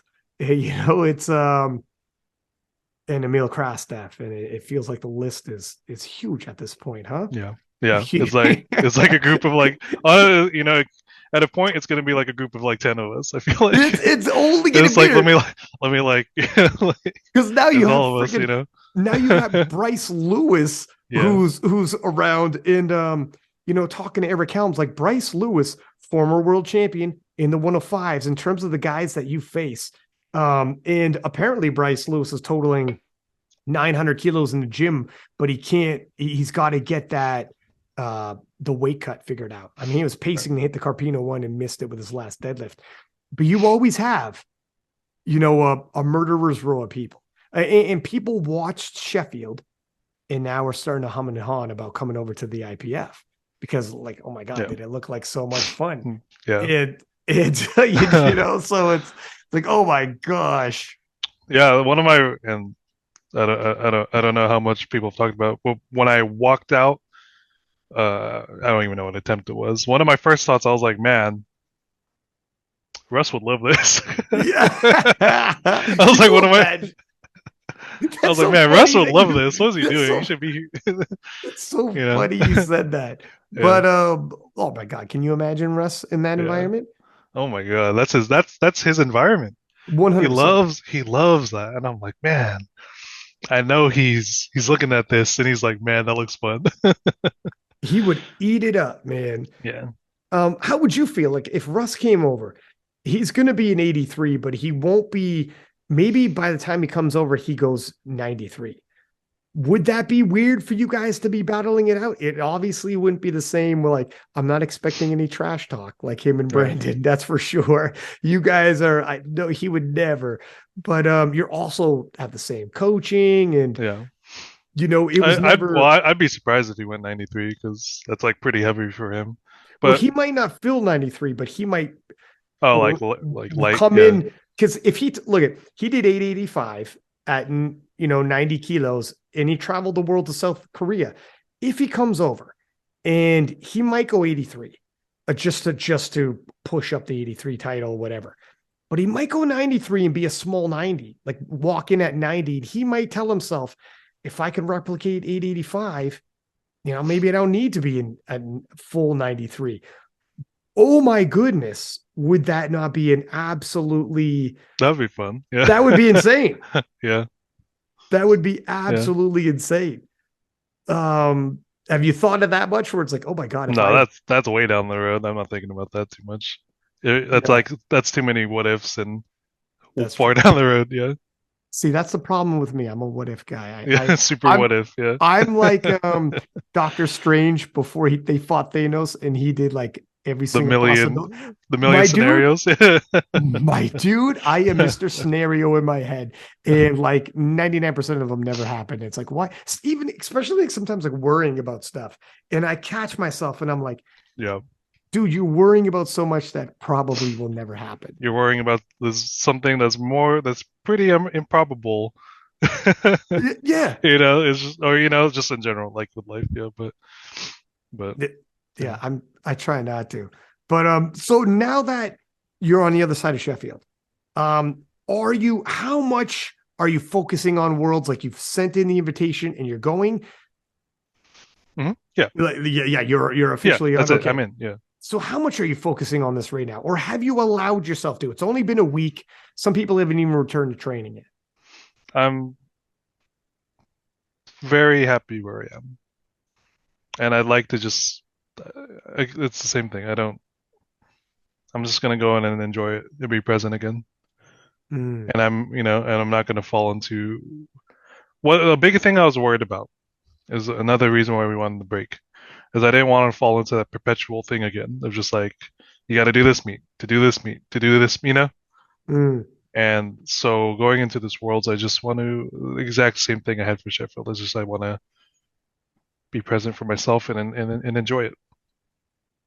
And also to an extent, when you're always looking for the next thing, you're not even like present in your day-to-day life because you're Exactly. hyper focused You on you that you future. two you're living in the future that hasn't happened yet. Right. And it lasts a day. So for 3 months, you're not present for one day. And yeah. And that's where you being present is huge. It's a very forgotten art. I feel like for a lot of people, This especially yeah, you've gained a lot of perspective in the last 6 months. Like this, you had essentially some life altering events, and not yeah. all of it.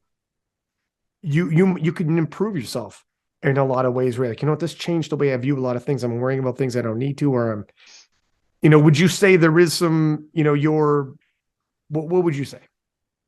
No, I would agree. I feel like I've always had this kind of a mindset, just outlook, I suppose, perspective. But that was really a breaking point, I suppose. If I, how can I vocalize it? How can I express it better for myself? Because I know what I want. I know what I believe. I've always been like this, but I could never fully. I never learned. I could never fully vocalize it. I could never, you know.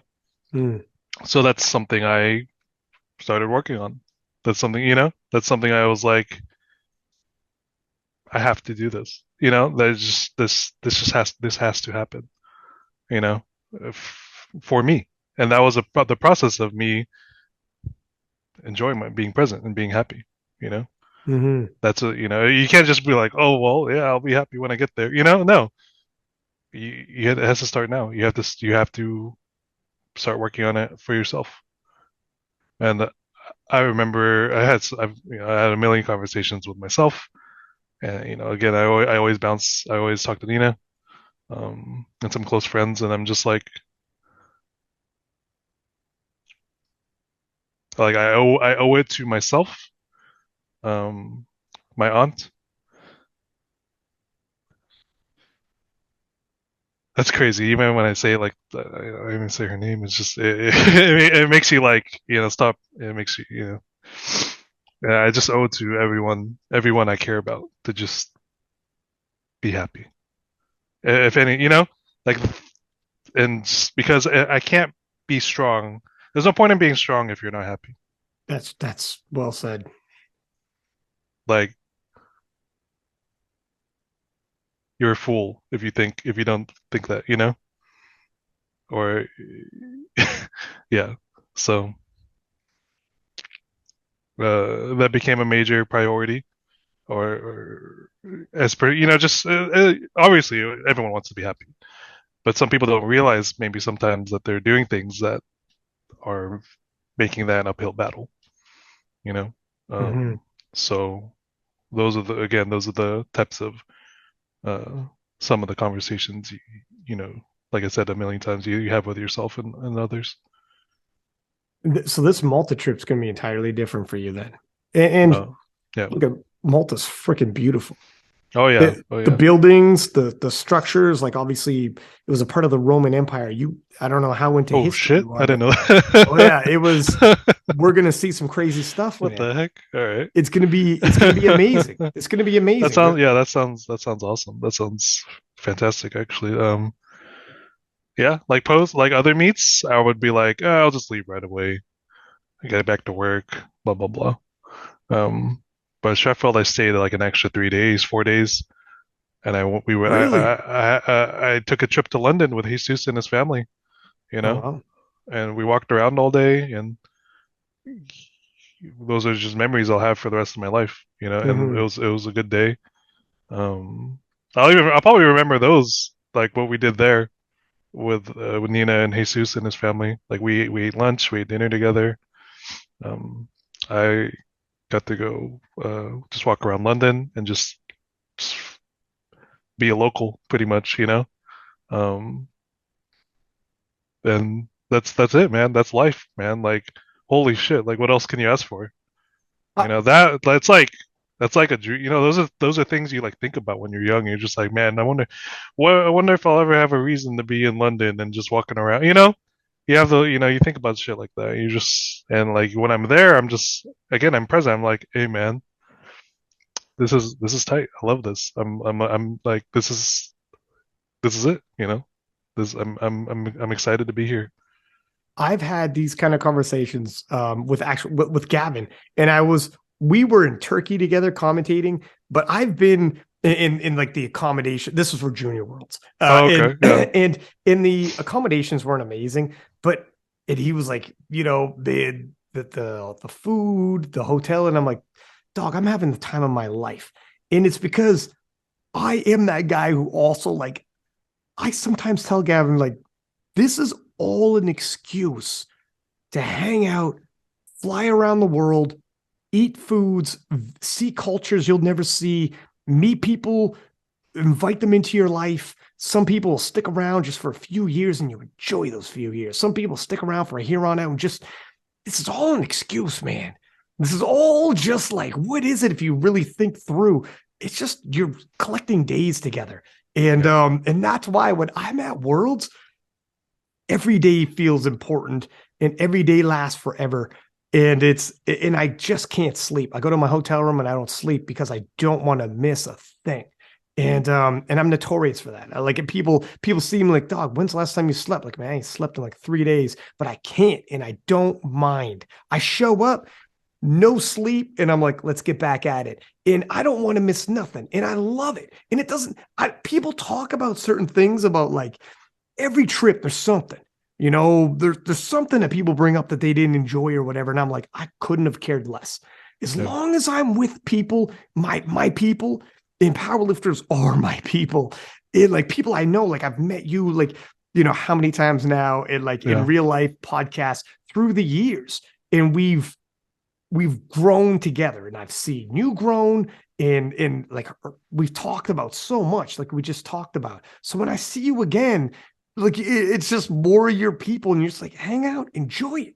Yeah. Enjoy the moment, be present and be like, we are in Yeah. Malta. We're going to be in Yeah. Malta. We That's could be that's in a, why. Sorry, I didn't mean to cut you off. no, go ahead. Go ahead, babe. Yeah, that's why at Sheffield I was just like, these are all our people. This whole crowd, these are all powerlifters. Yeah. These are all people who know powerlifting, and I knew that, especially because they would get quiet during during a ref commands. Like Oh, did they? That's so nice. Oh, wow. especially like when on my bench, for example. I'm jumping back to Sheffield a little bit. On my bench, I'd unrack, and it'd be cheering, cheering, cheering, super loud. The floor's rumbling. People are going crazy. I set up for bench. It's going crazy. I unrack, dead quiet. So you can hear your So I can command. hear. And I was like, these people, they're lifters. They know. They're Yeah. And I was like, and when I got quiet, I was like, man, I love you guys. Yeah, that's pretty cool. Yeah. So That's the equivalent of being a musician and they start singing your songs with you. exactly, That's the exactly. equivalent. That's what that was. Yeah. Yeah, it's And yeah. yeah. It- in Malta, I was gonna say we will be in buildings that are like 2,000 years old. Yeah, And it's crazy. Like just like well, think about it. Um yeah. Like somebody, I've been in Italy. Malta's south of Italy. I've been in Italy before with structures that are like churches that are 2,000 years old.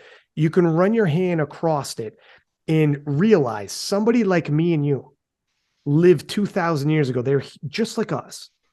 2,000 years ago when they had none of this and they were chiseling that, the face or whatever it is that you're running your hand across. And just picture there were people just like us yeah. living, loving, losing, eating, drinking, doing whatever. And they just lived at a completely different time period. And they were in that structure daily. And it doesn't, I am that dude that can literally put my hands on that wall and feel it. It'd be like, I'm gonna geek out, man. That's Oh, when you're yeah, in the I'll be moment. there with you. I'll be there with you. We're I'll gonna be hold hands and do it together. Yeah, Yeah, man. man. That's exciting to think about, and what a privilege. I know Yeah. exactly. That's the So, perfect word for it. Is a privilege, man, to be like. It's really it's when you think about the fact that like you're on Team USA representing your nation, flying around the world, competing in a sport, seeing all the sights you're seeing, engaging in these battles. People from around the world are watching and buying tickets and showing up and cheering for you with like what a bizarre world, like life you're living. Yeah, You yeah, know, yeah. like this Like is how crazy, right? how freaking crazy when you stop to think of it. That's why it's good that while it's happening, not after the fact, but while Don't it's miss it. happening, Don't yes, miss don't it. miss it. Don't miss it. Don't turn that like a lot of people like I just flip the switch, turn to a zombie and go through my thing. It's like, okay, you do what you got to do to perform, but I try to tell everybody, especially for the world championships and these international meets, try to be as present as possible if you can, Yeah, because you'll look back and you'll wish you did. And yeah. you'll look back when you're older and be like, the competition was cool, but I kind of wish I went on that excursion when 20 people left. Yeah, but it was the day before for me. I was competing the next day. You might be like, I kind of wish I did anyways, Yeah. right? When you get older sometimes. And by the way, in Malta, the competition for the first time will be split in two, and the middle day is going to be a day off of competition. Like throughout the week? Yeah. Oh So wow. how Oh, that's cool is this? cool. That What the is hell? super cool. That Wait, that's means nice. so everybody will have that day off. Everyone gets a break, even the Everybody. refs, all the Yeah. officials. Oh my God, Well, that's just well, smart. they'll have some people are going to have a meeting like, Oh, I see. Yeah. but the lifters, coaches, whatever the hell, and spotters, loaders, like a lot of people are just going to have a day right in the middle, and all of us the same day. So we can all break off into packs and just go Just enjoy go Malta. somewhere. Yeah. Let's go. Yeah. And I don't know exactly what I'd have to take a look at the schedule, and schedules change. Yeah. But even again, just like we're saying now, even if it's before you lift, I would try to tell everybody, like, look, I know you don't want to get tired, but Yeah. do something. Grab some Yeah. people, Find something. Maybe find some food. Yeah. grab some food, see Yeah. some Even if it, structures. yeah, if even if it's some food, you gotta sit down somewhere. You'll be all right.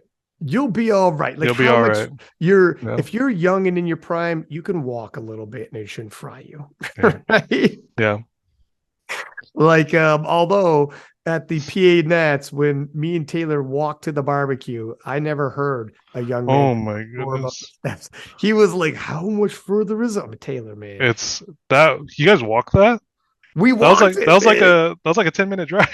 The thing is, I do 10,000 steps a day. Yeah. So for me, it was nothing. And Taylor's like, holy shit, dude, I can tell you do 10,000 steps a day. You're like motoring it over there. I'm like, Yeah. dog, you're Taylor Atwood, but yeah, it should be good. And is most of Team USA already solidified then? I think so. As long as I people think sent in so. their, The things, yeah. yeah, Their applications. because a couple people were somewhat teetering, but I think they're going. Taylor obviously was heavily injured for Sheffield. He was somewhat teetering, but I think he's going to go. The thing is, you're not guaranteed to show back up at Sheffield again. Yep. And how cool is Sheffield? Yeah. Now, like we were saying, like imagine doing Sheffield, and then like the next week you do like a local meet. Oh, You know, like dude, I and just not to bash on locals, but like you can't compare those. You know, it's the like emotional. Look at me. yeah, I had a hard time just going back to my normal day job. yeah, I'm like yeah, answering emails. I'm an office guy, and I'm like answering emails like, dude, just a couple days ago, I could feel the music rumbling through my chest, and 2,000 people were losing their minds. And I'm watching a guy like Jesus Oliveras, you know, do the biggest performance we've ever seen in history, tested or yeah. untested. Absolute privilege. You A know that privilege. even that I get to call him a friend. Yeah. You know. Uh, did you see the clip? I don't know if you remember. It was on my third bench. He was like hyping me up. Oh, really? No, I didn't see Yeah, that. you should go and see that. It was really good. It was probably one of my favorite clips because I was getting ready and I just felt like Jesus's like giant presence behind me, and he Yeah. just starts yelling, right? And I'm just like, oh shit! Like, Holy shit. we were Blows just your hair back. no, we were pretty yeah, we were just like cussing. Whoa. He was like, get this shit, John. I was like, yeah, okay, fuck that. I was like, No kidding, man. yeah, you know, so yeah, What a moment. It's cool that like you guys are all team flex, but also like you're gonna be team USA together. yeah, and you'll be like on these it's that's where the one thing. So you guys have actually been multiple national teams together, and it's about to happen again. What's sad to me sometimes is when somebody you've seen several times at the Worlds, and then this is life, but new guy shows up, and you're like, oh, it's kind of like let's throw a random person out there, like, oh, Germany's got a new 83. I'm not going to see my homie anymore unless he ends up beating this guy again, but maybe this guy's the new guy and he never will. It's like, shit. Well, I guess maybe I don't see that guy much anymore. And I don't. And it's like, fuck, that's Yeah. another thing in life where you realize like that is another reminder Yeah. how precious it is. And it's not bad because you might be friends with that new dude. And you're like, I'm glad I got to Yeah. meet this guy. Yeah. Now I see him for the next few years. And we have these, over drinks and food, you build these bridges. But yeah, you just got to embrace life, man, because you never know. Yeah. You Like never you, know. like in like, again, like in Sheffield, there was like guys who came up to me on the street afterwards, and they like caught me in shopping, and they're just like, "Oh my God," they was like, "Can we take a picture?" Blah blah blah. You did well, and you think I'm just like, I, this like might be the only time I ever see this person in my life, Yeah. you know. So let me make sure I'm not like, let me be nice, you know. And it's funny you mentioned that about the teammate things, because when I had a conversation with Jesus about, like back, kind of uh, digressing a little, it was just I was like, oh, like I'm supposed to take a break, blah blah blah, right? And he was just like, hey man, I'll be kind of sad because you've been with because Nina and Jesus's girlfriend are close as well. Um, they're good friends, so we have like a good like dynamic there, right? And he was like, "Hey man, if you don't come, we're gonna really miss you." Yeah, because I'm not pressuring you, but we'll really miss you, you know. And I was like, "God damn it!" It's But it's just true. It's true, you know. it's just So weird, man. Like my friend Kafwe, who is like part owner of King of Lifts, he's made the Canadian national team like several worlds in a row. And this year he came in, he placed bronze at the Canadian Nationals. So for the first time in a long time, he's not going to be at Worlds. And last Worlds, you get used to seeing the same people, and people are like, dude, Malta next year is going to be amazing. And Kafwe's like, yeah, man, like you're used to seeing me here, but who knows if I'll make it? I got to battle every single year, right? And and yeah, it's like freaking. I've just got used to seeing Kafwe there from like yeah, 2019, like yeah, 2019 yeah, till now. We're 2023. I would have Kafwe at the World Championships with me. Now he's not going to be. Like that hurts me a little bit, man. yeah, yeah. It It is what kind of it, it is what it is, but it stings. It's like, damn.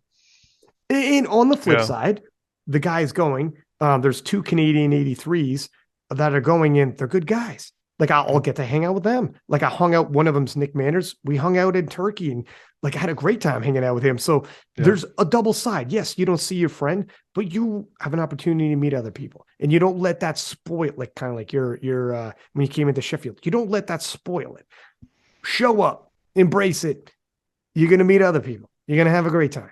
It's keep it moving, but yeah, it's interesting, man. And now I kind of get more of your perspective on things where you're like, you know what?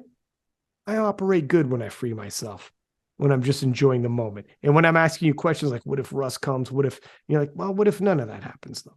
yeah, I'm not even past worlds yet. yeah. You're like, you're more present. Yeah. Dude, I think I learned a lot from this podcast. This was Mr. What If No More. well, I'm gonna try. I'm gonna try. There is one of my biggest things is I run a lot of what ifs and then I attach emotion to the what if scenarios, and then I gotta not do that and be like, man, what are you doing? Yeah, it can eat you up real It'll quick. eat 100%, and then you're not present because you're living in Yeah, what if futureville and with yeah, these emotions attached when you could be present and actually none of that's real. yeah. That's all. So Like literally, all you have is right now. Like literally, yeah, because there's that saying: the past is done. The past is done. The future hasn't happened, and all you have is right now. Yeah. So Yeah, dude, this has been a therapeutic just a conversation therapy podcast. for both of us. What are you even talking For, about? Like lifting? we've covered so much ground together. We're so much better off at the end of this. Yeah, we'll be. I'll follow up next week. That's right. We start doing follow-up sessions like they're actually session. We call them a session now. Your sessions. Yeah, this Um, isn't a podcast. This is a session. that's right. I feel like it was. How much do I owe Yeah. you for this session at the end of this, by the way? Because this worked. This Yeah, was maybe another drink at Worlds. done. Yeah, done. Do I you? think. No, Sorry, go ahead. No, I was gonna say honestly, like make sure we cover everything we want to cover. But Oh what were you well, gonna say? Yeah, I was gonna say, do you want to do the name game, sir? the name game. Yeah. So with the name game, I say a name, you give me either one word or two word answers, or you could tell a story or whatever. But there's no. It can be as simple as Jesus Oliveras, and you say world's strongest man, or it could be as much as Jesus Oliveras, and you go into let me tell you something about Jesus Oliveras, and you it could. There's no right and wrong answer. Essentially, is what I'm saying. Mm, I'll do a few as long as they're nice, I guess. As long as... So here's another thing. You don't got to go the answer. There's no such thing as a right or wrong answer. So you can, you give the nice answer. Oh, yeah, you know what I mean. Yeah, Yeah. You don't got to get controversial is what I'm saying. yeah. No, Don't worry about that. thank you. That's not my cup of tea. Yeah, Yeah. Okay. First one, Gavin Aiden. big squat. No words of a lie. That's for sure. Yeah, Emil Krastev. big bench. This one, I think I already know your answer with this trend. Chance Mitchell. Big deadlifts. That's it. How about this? Gustav Hedlund. We owe each other shirt swaps. You each other what, sorry? The Team USA and Sweden. Shirt Yeah, swaps. yeah, Yeah, I mean, the thing is like, and I'm as a fan super excited for Worlds because he did 880 at Swedish Nationals, and you guys are all now like 880 and up, and it's going to be freaking amazing. Obviously, Emil injured, but he did 877.5, so he's capable. So it's going to be freaking fantastic to watch, my man. All right, Russell Orhe. Get better today. Get better now. Get better now. Jesus Oliveras.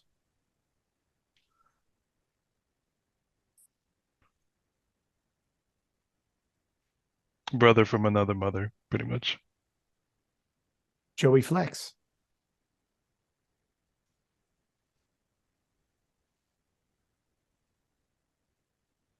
Mentor. Last one, Nina.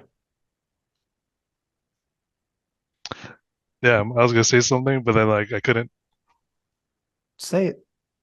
Everything. Nice. That's there it is. There it is, man. And you were worried. You were worried this would get ugly. This ended up being beautiful. Nicely done, man. And to my competitors, that's like there's more I could say. Like I love them. Like they're not just a big squad. They're not just a big bench. I know, obviously, but obviously when you first think of them, it's going to be their standout lift. Well, we're talking powerlifting, so sure. For sure. Yeah. And it was easy because they actually are. I think we had this conversation before where if you took one lift from all of them, you could build like a superhuman. We could build a super 93. Yeah, it would be phenomenal if you could do that at some point. But or maybe that person's coming in the wings. Who knows? He's probably a junior somewhere, and he's coming up from like France or something, and that superhuman exists. But, he has our names like put together too somehow. Just like his name's super long. His name's super long. I'm like, get the hell out of here. This guy's real. But but anyways, listen, man, I appreciate you coming on the podcast. It means something, man. When you come on the podcast, first off, just like you, period, giving your time, I appreciate it. But when you come on the podcast and like open up like you did, it's not easy. And for you to like trust me with that and to trust me to like handle it appropriately, it means something to me as well. And it's not, these are difficult things to talk about, but somebody's going to be listening to this somewhere. And it's going to hit home, if not now, in the future. So thank you for coming on the podcast, man. I'm going to see you in 10 weeks in Malta. I owe you a beer, and let's go Yeah, man. let's go put our hands on some walls, some 2,000-year-old walls, So- man. Okay, let's be present together. yeah, man. Let's just be present together, brother. Let's meditate in one of these buildings and just enjoy life.